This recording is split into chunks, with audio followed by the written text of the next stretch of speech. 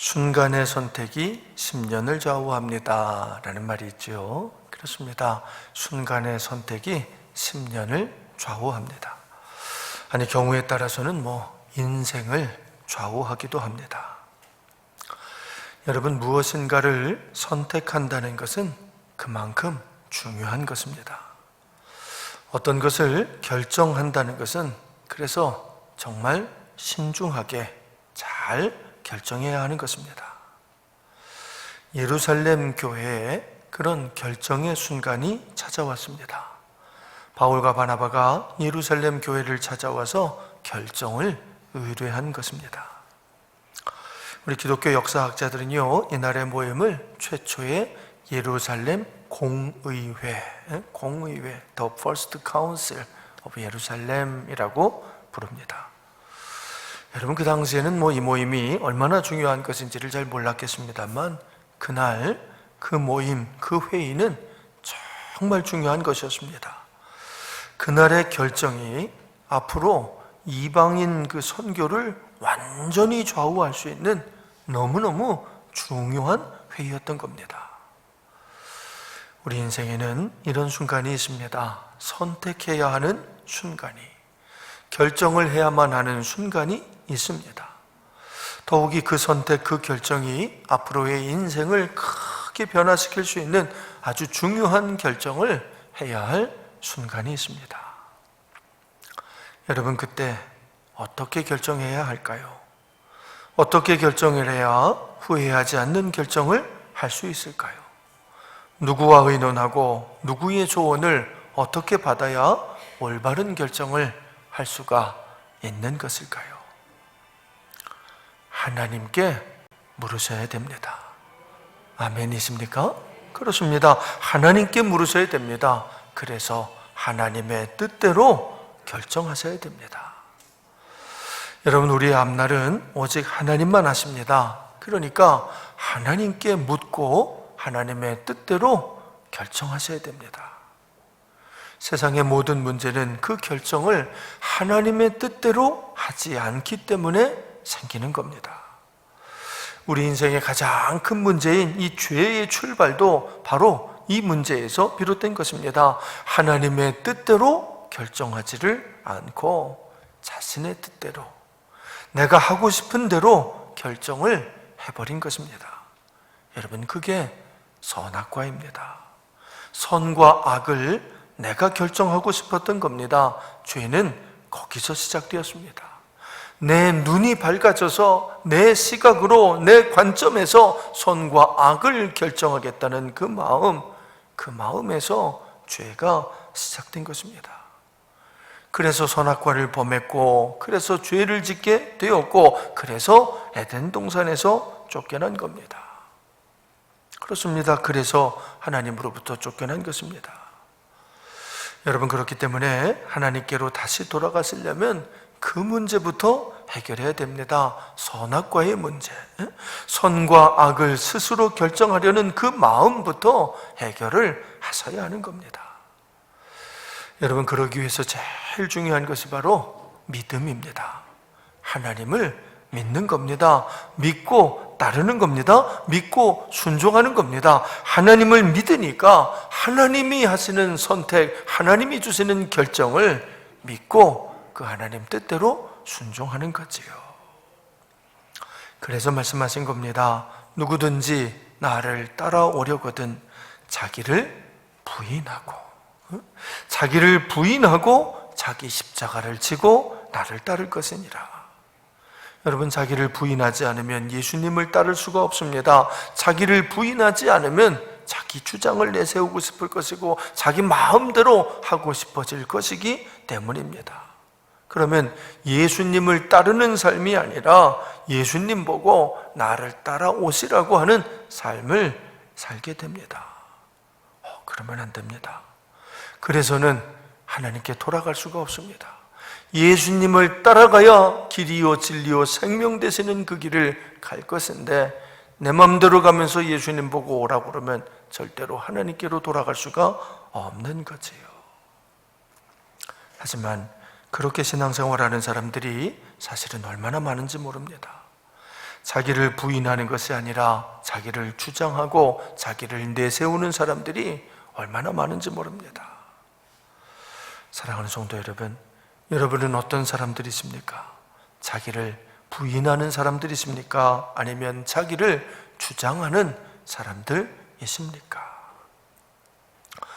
율법적인 사람은요, 자기를 주장하게 됩니다. 왜냐하면 율법은 내가 지키는 것이기 때문입니다. 그렇습니다. 율법은 내가 지키는 거예요. 사람이 지키는 것, 사람이 행하는 것입니다. 하지만 복음은 예수님이 해주시는 겁니다.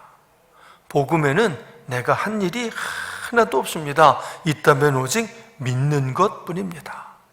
하나님의 약속을 믿는 것이고 예수님이 하신 일을 믿는 것뿐입니다. 하나님의 사랑을 믿고 예수님의 십자가가 나를 위한 것임을 믿는 것, 그게 복음입니다. 모든 것을 다 예수님이 해주시는 겁니다. 나를 사랑하시는 것도 예수님이시고, 나의 죄를 대신 지시고 죽으신 분도 예수님이시고, 나를 위해 십자가에 달리신 분도 예수님입니다. 나는 아무것도 한 게 없습니다. 그게 복음입니다. 모든 것이 다 은혜인 겁니다. 값없이 거저 주시는 놀라운 은혜, Amazing Grace인 것입니다. 여러분, 그렇기 때문에 복음을 이야기하게 되면 자연히 예수님을 이야기하게 됩니다. 예수님의 이야기가 복음의 전부이기 때문입니다. 하지만 율법을 말하게 되면 자기를 이야기하게 됩니다. 율법은 내가 지키는 것이기 때문이지요. 뿐만 아니라 율법은 다른 사람을 이야기하게 됩니다. 율법을 지키지 않는 다른 사람을 말하게 되는 겁니다. 그래서 정죄하게 되고, 그래서 비난하고, 그래서 나무라게 됩니다. 이거 하지 말라, 저거 하지 말라, 이래라 저래라, 이래야 된다 저래야 된다, 그 모두가 여러분 율법에서 기인하는 겁니다. 율법적인 신앙생활인 겁니다. 또한 참 중요한 건데 여러분, 복음을 말하게 되면 예수님에 대해서 말하게 되고, 그러면 기쁘고 감사하게 됩니다. 예수님을 말하니 얼마나 기쁘고 얼마나 감사하겠어요. 그렇게 되면 찬양을 하게 되고, 그러니까 감사하게 되고, 그러니까 기쁘게 순종하게 됩니다. 하지만 율법에 사로잡히면, 율법을 주장하게 되면 자기를 주장하게 되고 남은 비난하게 됩니다. 여러분, 그런데 알고 계십니까? 그게 그렇게 재미가 있어요. 타락한 우리 본성에는 그러는 게 더 즐겁게 여겨지는 겁니다. 자기는 자랑을 하고 남은 비방을 하고, 그렇게 율법에 사로잡혀서는 거기서 벗어나지를 못하게 되는 겁니다. 그러나 그 결과는 참 참담합니다. 여러분, 자기를 주장하고 자기를 자랑하면 교만해지는 거예요. 하나님이 등을 돌리십니다. 모든 사람들도 등을 돌립니다. 그러다 보면 모두에게 버림받게 됩니다. 또한 남을 비방하고 남을 가르치려고 하고 이래라 저래라 하는 것도 똑같은 결과가 나타납니다.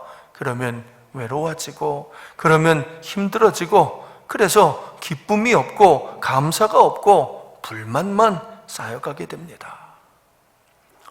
안타깝게도 이렇게 신앙생활하는 사람들이 사실은 얼마나 많은지 모릅니다. 여러분, 그런 분들은 교회는 열심히 다니지만 기쁨이 없어요. 감사가 없습니다. 그저 그냥 불만과 불평, 그리고 원망과 자기 자랑만 가득합니다. 그래서 늘 지적하고, 그래서 늘 나무라고, 그래서 늘 불평하고, 그래서 늘 원망하고, 그게 율법적인 신앙생활입니다. 여러분은 복음적인 신앙생활을 하고 있습니까? 아니면 율법적인 신앙생활을 하고 있습니까? 여러분, 이거를 확실하게 금방 알 수 있는 아주 쉬운 방법이 있습니다. 스스로 자기를 좀 돌아보면서 나는 누구에 대한 말을 하고 있는지 그거를 점검해 보면 금방 알 수 있습니다. 복음적인 신앙생활을 하는 사람은요, 예수님에 대해 말합니다. 은혜를 말하는 겁니다. 하지만 율법적인 신앙생활을 하는 사람은 사람에 대해서 이야기를 합니다. 늘 사람들의 행위를 말하게 되는 거죠. 자, 여러분은 어떤 신앙생활을 하고 계십니까? 예수님을 말하고 예수님을 전하는 복음적인 신앙생활이십니까? 아니면 사람을 말하는 율법적인 신앙생활입니까? 예루살렘 교회에는 이런 율법적인 신앙생활을 하는 사람들이 아주 많았습니다. 그 중에 일부가 수리아 안디옥 교회를 찾아왔습니다. 우리 지난 시간에 살펴본 내용이죠. 그리고는 안디옥 교회에 들어와서 율법적인 신앙생활을 주장하기 시작했습니다. 이러면 안 된다, 이러니까 문제다, 이래서는 구원을 받을 수 없다, 그러면서 예수님이 아니라 할례에 대해 말하기 시작했습니다. 여러분이 할례는 사람이 받는 것, 또 사람이 하는 겁니다. 할례를 받은 사람은 구원을 받고 할례 받지 않은 사람은 구원받을 수 없다면서 사람의 행위를 주장하는 거지요. 사람의 행위에 따라서 구원이 결정된다고 주장하는 겁니다. 이 전형적인 율법적 신앙생활입니다. 은혜는 온데간데 없고 사람의 행위만 남는 거지요. 그런데 그게 그렇게 하는 사람은 너무너무 재미있는 거예요. 자기는 막 자랑할 수가 있고, 난 할례 받은 사람이야. 남은 막 비난할 수 있고, 전 할례를 못 받았어. 내가 더 우월하다고 자랑하는 거지요. 그런 것이 그렇게 재밌고 좋은 겁니다. 그래서 확 퍼져나가는 거죠. 여러분, 그러자 이 문제가 안디옥 교회 전체 문제가 되고 말았습니다. 안디옥 교회 전체가 이 문제로 흔들리게 된 겁니다. 결국 바울과 바나바가 이 문제를 들고 예루살렘 교회를 찾을 수밖에 없었습니다. 여러분, 예루살렘 교회가 더 중요한 교회이기 때문에 간 것이 아니고 예루살렘 교회가 문제의 근원이었기 때문에 간 것입니다. 이게 중요한 겁니다.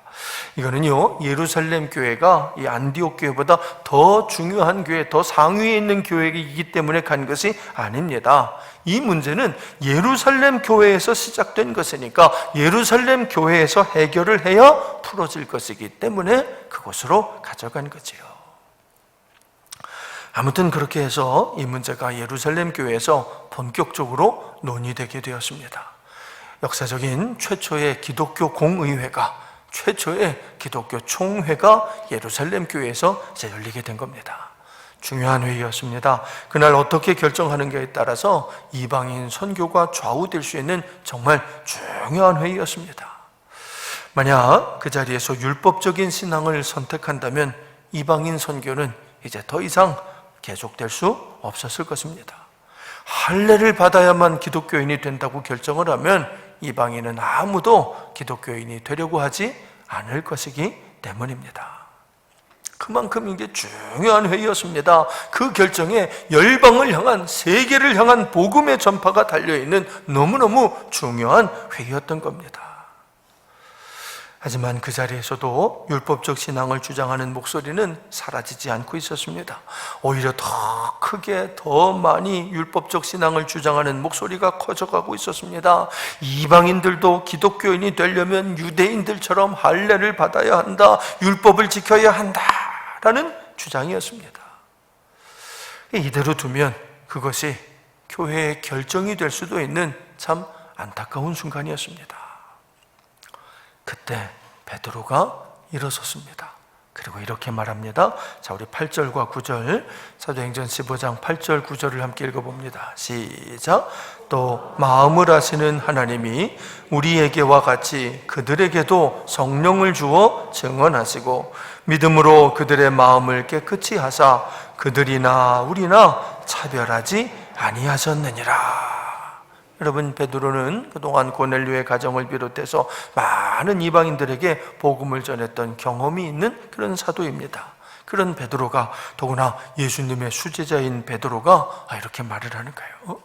이방인들도, 할례 받지 않은 사람들, 이방인들도, 율법대로 살지 않는 그 이방인들도 성령을 받았다고. 중심을 보시는 하나님께서 그들의 마음에도 성령을 부어주셨다고.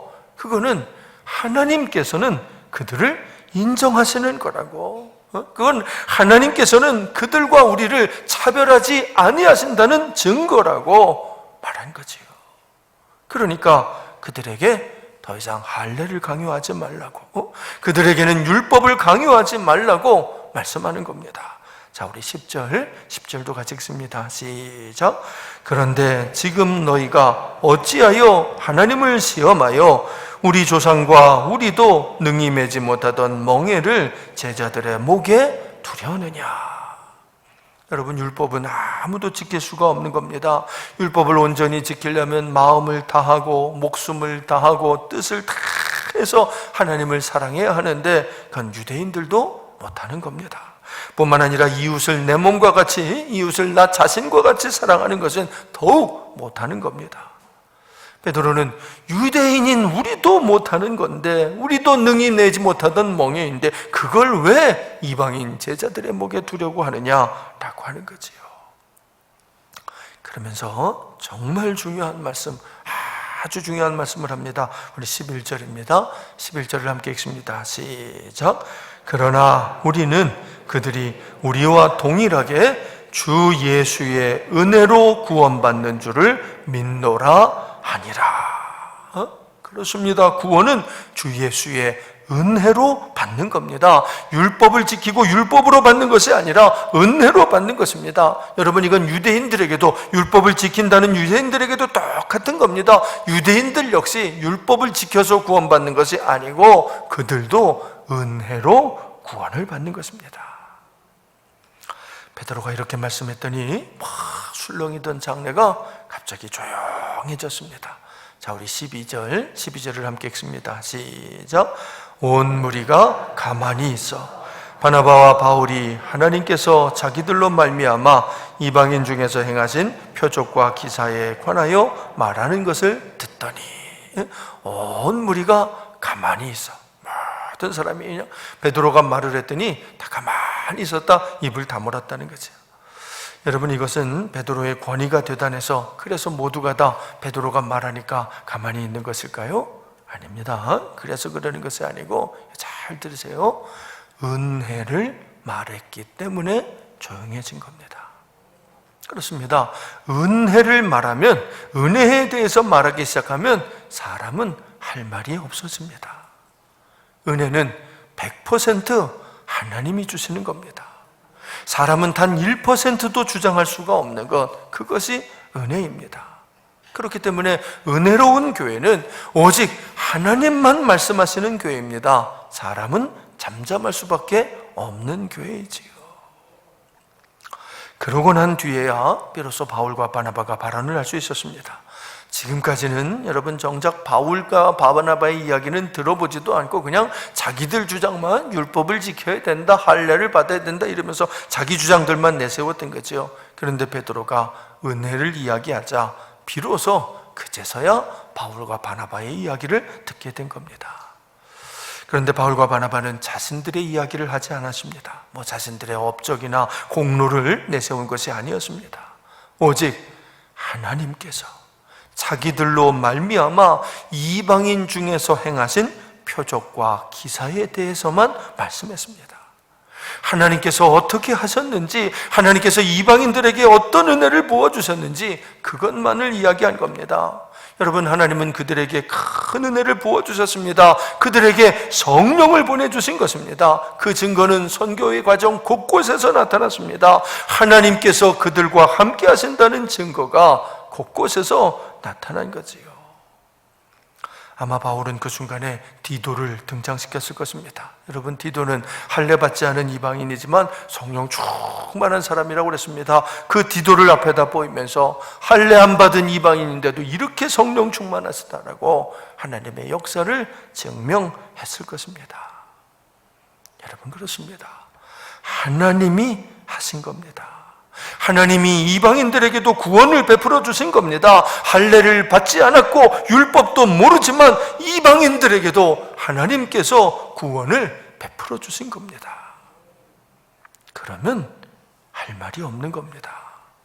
하나님이 그렇게 하셨다면, 하나님이 그들을 인정하셨다면 어느 누구도 이견이 있을 수 없는 겁니다. 그렇게 바울과 바나바까지 다 발언한 뒤에 야고보 사도가 일어섰습니다. 여러분, 야고보 사도는 예수님의 12제자는 아니지만 예수님의 친동생이고, 그래서 예루살렘 교회에서는 가장 영향력이 있는 분이었습니다. 초대교회의 기록에 따르면 이 야고보 사도는 여러분 무릎을 꿇고 얼마나 기도를 많이 하셨던지 그 무릎에 굳은 살이 이렇게 빼겨서 마치 야고보의 무릎을 보면 낙타 무릎같이 보였다. 그래서 굳은 살로 무릎이 툭 튀어나올 정도다라고 했던 분이 바로 이 야고보입니다. 그 기도 많이 하는 야고보가 일어나서 말합니다. 자, 우리 14절 또 15, 16, 17, 18절까지 우리 5절을 한번 같이 읽어보죠. 14절에서 18절입니다. 시작. 하나님이 처음으로 이방인 중에서 자기 이름을 위할 백성을 취하시려고 그들을 돌보신 것을 시므온이 말하였으니 선지자들의 말씀이 이와 일치하도다. 기록된 바 이후에 내가 돌아와서 다윗의 무너진 장막을 다시 지으며 또 그 허물어진 것을 다시 지어 일으키리니 이는 그 남은 사람들과 내 이름으로 일컬음을 받는 모든 이방인들로 주를 찾게 하려 함이라 하셨으니, 즉 예로부터 이것을 알게 하시는 이는 주의 말씀이라 함과 같으니라. 이렇게 좀 길게 얘기를 했습니다만은, 여러분 일단 이 야고보는 시므온, 베드로를 이제 시므온이라고 이렇게 부르는 거예요. 그러니까 여기 나오는 시므온이 베드로인 거죠.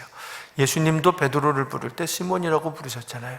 요한의 아들 시몬아, 네가 나를 사랑하느냐. 시므온은 베드로의 이름이지. 그러니까 야고보도 베드로를 이제 같이 시므온이라고 부르면서 이야기를 하는데, 야고보가 무슨 얘기를 하는 거냐면 베드로의 간증은 이건 성경적인 것이다, 성경의 말씀과 일치하는 것이다 라고 딱 힘을 실어주는 겁니다. 야고보는 아모스 선지자의 말씀을 딱 인용하면서 아모스서를 보니까 이방인들도 다 하나님께로 돌아오는 날이 온다, 그렇게 기록이 되어 있는데 이게 바로 지금이다 그러는 거죠. 그러면서 베드로의 그 간증과 또 바울과 바나바의 간증이 이건 지극히 성서적인 것이라고, 성경에 다 나와 있는 것이라고 인정을 해주는 겁니다. 그러면서 이렇게 결론을 내립니다. 자, 우리 19절, 20절, 21절 세 절을 같이 읽습니다. 19절에서 21절 시작. 그러므로 내 의견에는 이방인 중에서 하나님께로 돌아오는 자들을 괴롭게 하지 말고 다만 우상의 더러운 것과 음행과 목매어 죽인 것과 피를 멀리하라고 편지하는 것이 옳으니, 이는 예로부터 각 성에서 모세를 전하는 자가 있어 안식일마다 회당에서 그 글을 읽음이라 하더라. 내 의견에는, 야고보 생각에는 이방인 중에서 하나님께로 돌아오는 자들을 괴롭게 하지 말고, 그렇습니다. 아무도 하나님께로 돌아오는 사람들을 괴롭게 하면 안 됩니다. 여러분, 그거는 절대로 하나님이 원하시는 것이 아닙니다. 다만 야고보는 몇 가지 단서 조항을 달았습니다. 일단 우상의 더러운 것은 멀리해야 한다 그랬습니다. 우상의 더러운 거라는 건 우상에게 바쳐졌던 음식만큼은 그것만큼은 먹지 맙시다 그러는 겁니다. 또 음행을 멀리하고 목매어 죽인 것과 피를 멀리합시다 그랬어요. 여러분, 짐승을 잡을 때 이렇게 목을 매서 잡으면 몸 안에 피가 그대로 남아있게 되잖아요. 그러니까 그렇게 잡은 고기는 먹지 말자, 뭐 그런 얘기입니다. 그런데 이런 조항은 이게 하나님의 뜻이기 때문에 이렇게 결정한 것이 아니고, 이렇게 해야 유대인들과 관계를 유지할 수 있었기 때문에 이게 달아놓는 거예요. 이방인들에게 선교를 할 때도 바울이 계속해서 이제 갈 때마다 회당을 찾아가지 않습니까? 그러니까 유대인들이 곳곳에서 있으면서 회당을 짓고 또 율법을 읽는 사람들인데, 그래도 기독교인들이 그들과 관계를 끊지 않으려면, 그들과 관계를 유지하려면 최소한 이 정도는 지켜줘야 된다, 뭐 그런 얘기인 거지요. 아무튼 그렇게 이 문제가 일단락이 됐습니다. 여러분, 이 결정의 핵심은 하나님이 인정하셨다면, 하나님이 받으셨다면 아무도 이의를 제기할 수가 없다는 것입니다. 선과 악은 하나님이 결정하시는 것이지 그건 사람이 결정하는 것이 아니다라는 거지요. 여러분, 사실 사도 바울은 야고보가 달아놓은 이 단서 조항들도 반대를 했습니다. 그 조항들조차 선교의 걸림돌이 될 수 있다라고 생각했기 때문입니다. 그래서 고린도전서 10장에 보면 사도 바울은 시장에서 파는 것이나 불신자 가정에서 대접하는 음식은 묻지 말고 먹어라 그랬어요. 이게 우상에게 드려졌던 음식입니까 아닙니까? 이런 거 묻지 말고 그냥 먹으라는 얘기지요. 또 디모데전서에서는 아예 하나님께서 지으신 모든 것이 선하매. 여러분 사실 이 말씀은 본문을 보면 음식 얘기예요. 이 세상에 있는 모든 음식은 다 하나님이 만드신 것이니까 이건 다 좋은 것이다. 감사함으로 받으면 뭐 할 것이 없다, 버릴 것이 없다. 음식에 대한 이야기를 하신 겁니다. 오늘날 우리가 음식에 구애받지 않고 신앙생활을 할 수 있는 건 모두가 다 이 바울 덕분인 겁니다. 여러분 만약 바울이 야고보의 결정을 받아들였다면 아마 우리 신앙생활하면서 먹는 것에 제약이 많이 따랐을 겁니다. 코우셔라 그래서 뭐 이런 고기 저런 고기 안 되고 뭐 돼지고기도 안 되고 뭐 이런 것들이 많이 있었을 거예요. 아마 그랬더라면 선교가 세계 선교하는 일에도 많은 어려움들이 따랐을 것입니다. 여러분 율법도 하나님의 말씀이고 복음도 하나님의 말씀입니다. 하지만 율법이 중심이 되면 사람이 중심이 됩니다. 율법은 사람이 지키는 것이기 때문입니다. 여러분 사실 율법은요 우리에게 무엇이 죄인지 우리가 왜 죄인인지 그것을 알려주는 말씀입니다. 나아가 예수님이 왜 오셨는지 왜 십자가에 달리셨는지 왜 그렇게까지 하신 것인지 그것을 알려주는 말씀입니다. 그러니까 그걸 알면 그러면 율법은 다 아는 겁니다. 중요한 것은 복음입니다. 복음은 예수님 이야기입니다. 예수님에 대해서 알려주는 것입니다. 여러분 우리가 정말로 알아야 하는 것 그리고 반드시 믿어야 하는 것은 그것은 바로 복음입니다. 그러니까 우리 교문교회는 우리 성도님들은 복음을 말하십시오. 복음을 전하십시오. 예수님에 대해 가르치십시오. 예수님에 대해서만 이야기를 하십시오. 그것이 은혜로운 신앙생활을 하는 제일 좋은 방법.